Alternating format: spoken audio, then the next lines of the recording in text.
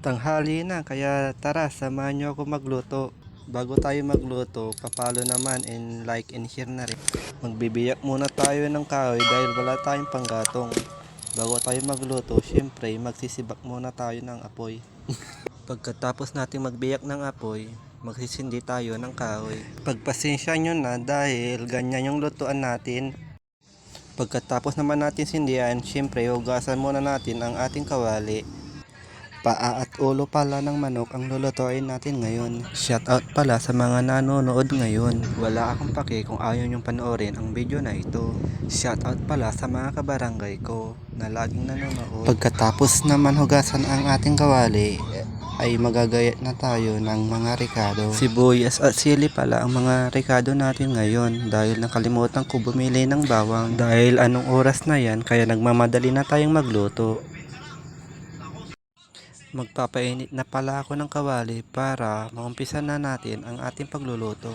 Dahil mainit na ang ating kawali ay maglagay na tayo ng mantika. Isunod na natin ang sibuyas at sili. Haluin natin para lumabas ang aroma. Isunod na natin ang pinakuluan nating ulo at paa ng manok. Haluin natin tsaka nating takpan para mas madaling maluto.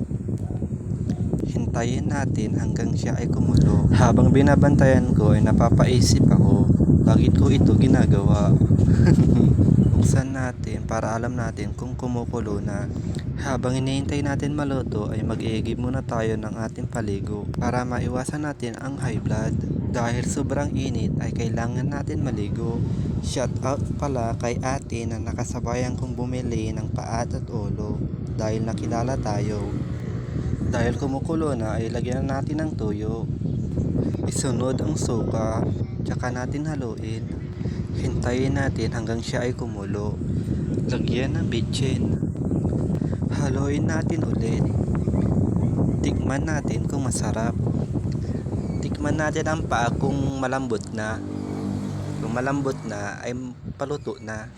Kunin natin ang paa tsaka tayo umupo para mabantayan ang ating niluluto. Dahil tayo ay hindi mawawala ang tikiman. Hindi ko alam kung ano iniisip ko dyan. Siguro ako'y nagugutom na. Agay.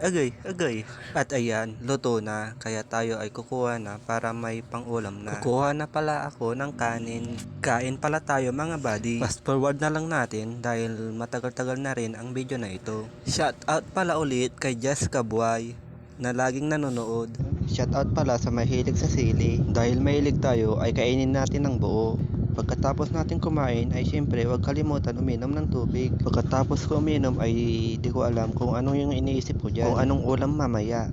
Dahil tapos na tayo ay kailangan ligpitin na natin ang ating pinagkainan. Hugasan natin ang pinagkainan natin dahil wala tayong taga-hugas. Pa-like and share na rin ang ating video. Salamat! Paano yan? Bukas ulit. Thank you for watching.